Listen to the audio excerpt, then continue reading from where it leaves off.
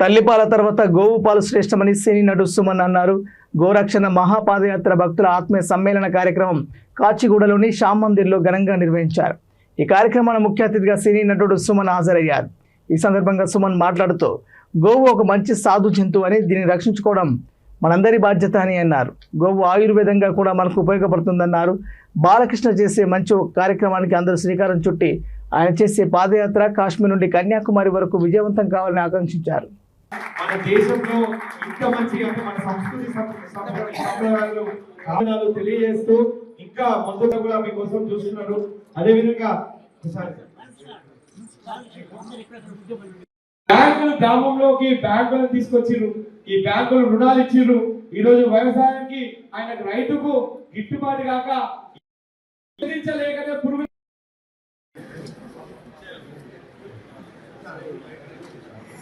దయచేసి ఒక నిమిషం వేదిక మీద కూర్చోండి. సుమన్ గారి చేతుల మీద ఒక పాట ఆవిష్కరిస్తారు. ఇప్పుడు వారు ప్రత్యేకంగా పాదయాత్ర కోసం మీరు నడిచిన యాత్ర అంతా ఎల్ఈడి మీద డిస్ప్లే చేయాలని ఒక యాత్ర రవీందర్ గారు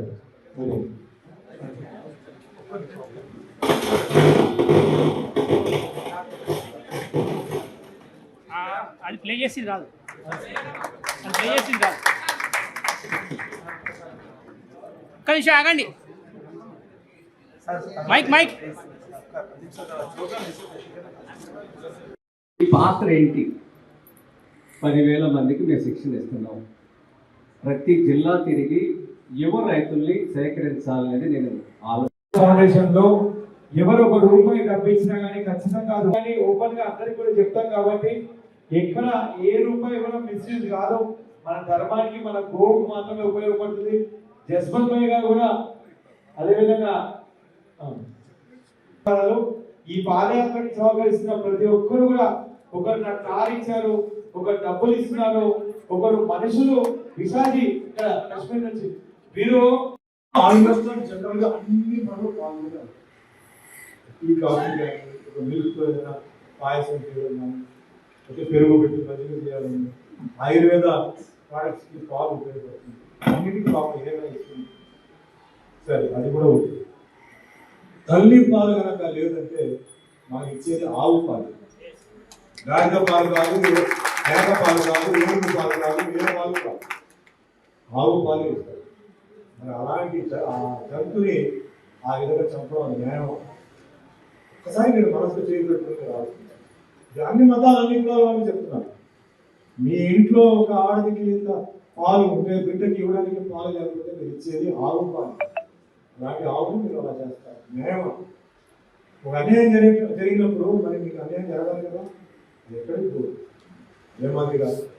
చాలా మంది ఏంటంటే ఇప్పుడు ఇల్లు కన్స్ట్రక్షన్ కృష్ణ గురుస్వామి గారు, ఆయన మీకు అందరూ తెలుసు, గోమాత రక్షలో ఆయన చాలా ముందుకెళ్తున్నారు. మొన్న కూడా పాదయాత్ర చేశారు తిరుపతి ఆ సైడ్ అంతా. ఇప్పుడు కాశ్మీర్ టు కన్యాకుమారి ఒక పెద్ద ప్రోగ్రాం పెట్టారు. దానికి ఈరోజు గెట్ టుగెదర్ పెట్టారు. దాని ముఖ్యంగా నా మిత్రుడు శ్రావణ్ గౌడ్ దీనికి నాకు ఆయన ఫుల్ సపోర్ట్ ఉంది. నాకు చెప్పడంతో ఈరోజు నేను వచ్చాను. ముఖ్యంగా ఇది ఒక చాలా బర్నింగ్ టాపిక్. ఇది మన ముఖ్యంగా హిందువులే కాదండి, అందరికీ గోవు అనేది అంత ఇంపార్టెంట్ యానిమల్. నేను ఇందాక ఎక్స్ప్లెయిన్ చేశాను. దానివల్ల పాలు వస్తుంది. మరి పాలు వల్ల మనకి ఎన్నో ఉపయోగాలు ఉన్నాయి. అంటే ఒకే పాలే కాదు, పెరుగు, మజ్జిగ, స్వీట్స్కి, ఆయుర్వేద ప్రోడక్ట్స్కి, అదే యూరిన్ గోమూత్రం ఈరోజు మెడికల్గా. తర్వాత దానికి పేడ కూడా ఏంటంటే పల్లెటూరులంతా ఏంటంటే ఈ వాల్కి కింద నేలకి వేసేవారు. అండ్ ముఖ్యంగా హిందువులకి ఏంటంటే ఇది చాలా ముఖ్యమైన ఒక జంతువుని చెప్పాలి.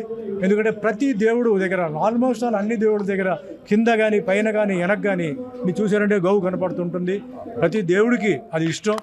అదే మరి కులం విషయంలో వస్తే మరి యాదవ్ కమ్యూనిటీకి ఇది చాలా గొప్ప దేవుడు. ఇది మరి యాదవ్ కమ్యూనిటీకి ఇది చాలా గొప్ప దేవుడు. సో మన అందరూ ఏంటంటే కలిసి దీన్ని రక్షించాలి.